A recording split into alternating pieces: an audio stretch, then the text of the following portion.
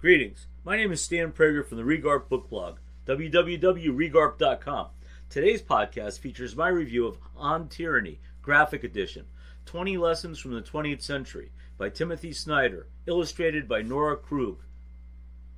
My favorite moment of my favorite film is the La Marseillaise scene in Casablanca that has freedom fighter Victor Laszlo, portrayed by Paul Henreid, abruptly break off a conversation with cafe owner Rick Blaine, played by Humphrey Bogart, when he overhears German soldiers in the bar singing a patriotic military song, and with dramatic purpose that underscores his own outrage, intervenes to have the orchestra take up the French national anthem instead.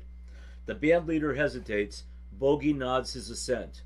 At first, the Germans persist, but soon nearly all the patrons at Rick's join in, including, perhaps most memorably, the young Frenchwoman Yvonne, shown earlier consorting with a German soldier, now stridently vocalizing each syllable of La Marseillaise, with tears streaming down her face, until the volume and force of the anthem drowns out the Germans and they surrender to the circumstances. As the music fades, Yvonne cries out reflexively, "Vive la France!" I have screened Casablanca more than 24 times, but the La Marseillaise scene grips me anew in each instance. I feel chills, and tears well up in my eyes every time.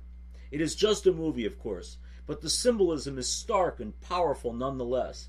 A poignant metaphor of how ordinary people can, even with tiny measures, resist fascism. The La Marseillaise scene flashed over me as I turned the pages of On Tyranny, 20 Lessons from the 20th Century, by distinguished Yale professor and historian Timothy Snyder. Originally published in 2017 and later reissued in this splendid graphic edition, beautifully illustrated by Nora Krug. But while Victor Laszlo and Yvonne are fictional celluloid heroes of a stage drama, Snyder looks back to actual individuals who confronted horrific circumstances when state fascism and rising totalitarianism convulsed Europe in the 20th century, and connects the dots to the unsettling strength of emergent strains of neo-fascism that threaten to consume increasingly brittle democratic institutions in the West. But identifying elements of fascism is not always easy, since while no less menacing, these typically take on forms far more subtle than swastikas sewn to a shirt. In 2014, Hillary Clinton was roundly pilloried for casting Vladimir Putin's naked aggression in Ukraine in the same realm as Adolf Hitler's adventurism in the Sudetenland and the Austrian Anschluss. I lack Clinton's stature, certainly, but I was similarly rebuked in my own circles on the eve of the 2016 presidential election when I drew lines from Trump's MAGA to Hitler's Nazis.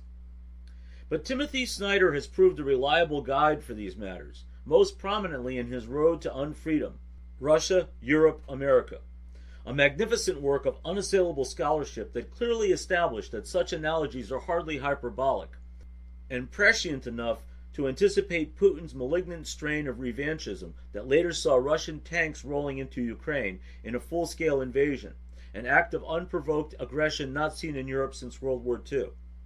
The latter made the cable news, but there's been far more equally sinister stuff floating just beneath the radar for some years that untrained eyes have failed to detect. Snyder argues that Putin has carefully and cleverly sculpted a rebranded neo-fascism for the millennium, and that his fingerprints are everywhere, in efforts to fracture the NATO alliance, by championing Brexit to weaken the European Union, in vitriolic campaigns against so-called immigrant invasions, as well as others promoting anti-feminism, homophobia, and hypermasculinity, and especially in election interference in the United States. Snyder posits that Putin helped fashion the fictional candidate Donald Trump, successful businessman, who was then marketed to the American people. Paul Manafort was the last advisor to the last pro-Russian president of Ukraine before he became the first campaign manager to Donald Trump. That Trump is indeed Putin's puppet is a secret hiding in plain sight. By the courageous acts of some, the ineptitude of Trump himself, and a certain amount of luck, America weathered his 4-year tenure, if only, as January 6th reminds us, just barely. But our democracy is unlikely to survive a second go-around, which is why in this election year, recognizing and confronting fascism in efforts both small and large is so vital to the future of our fragile republic. For those paying attention, the United States in the early 2020s has begun to feel disturbingly like Germany in the 1930s. But how does the average American distinguish reality from propaganda, skillfully broadcast from both Moscow and Mar-a-Lago? Or even more challenging, detect signs of fascism in MAGA, however blatant these might seem to members of the intelligentsia like Snyder. This is an obstacle too often underestimated. Donald Trump has bragged about his support among the lower educated, a too true if uncomfortable reflection of a vote-casting cohort overlooked at our own peril.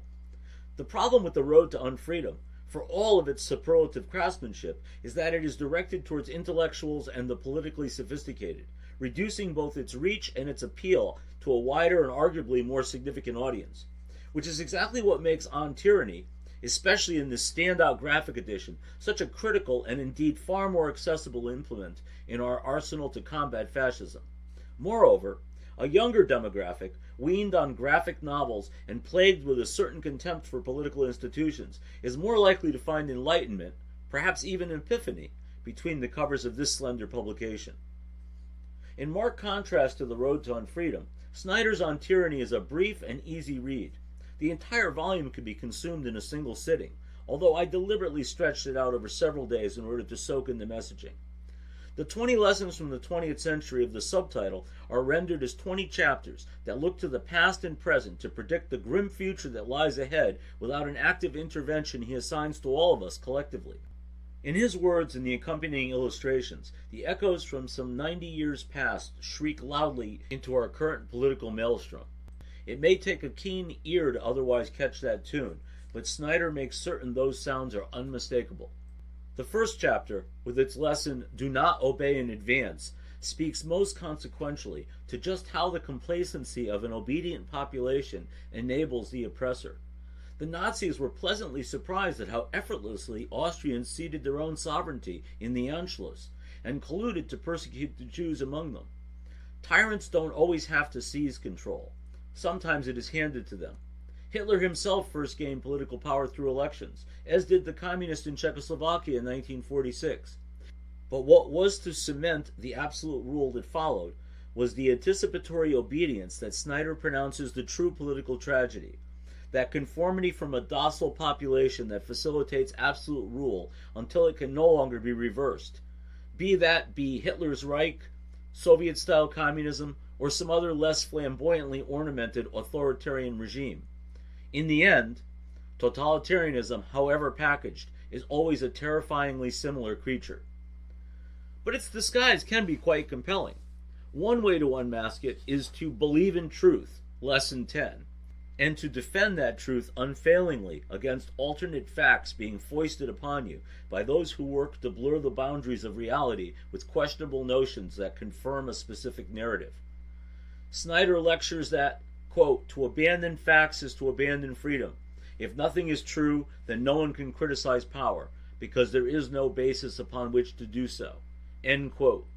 This is uncomfortably familiar territory these days, recognizable in everything from unscientific attacks on vaccines and climate science to a whitewashing of the insurrection, to the big lie of election denial, along with a prevailing whiff of vague yet menacing conspiracy hovering about every discussion. What if Big Pharma is forcing dangerous vaccines into our bloodstreams? What if climate scientists are covertly colluding to advance a green agenda? What if Nancy Pelosi engineered the assault on Congress? What if Biden is not the illegitimate president? The power and reach of social media dwarfs the capacity of legitimate news to keep up, as the unsophisticated and the paranoid alike are almost effortlessly swept into a maze of rabbit holes that look to distort as well as discredit empirical evidence in order to market a faith in the unfounded that promotes skillfully devised misinformation.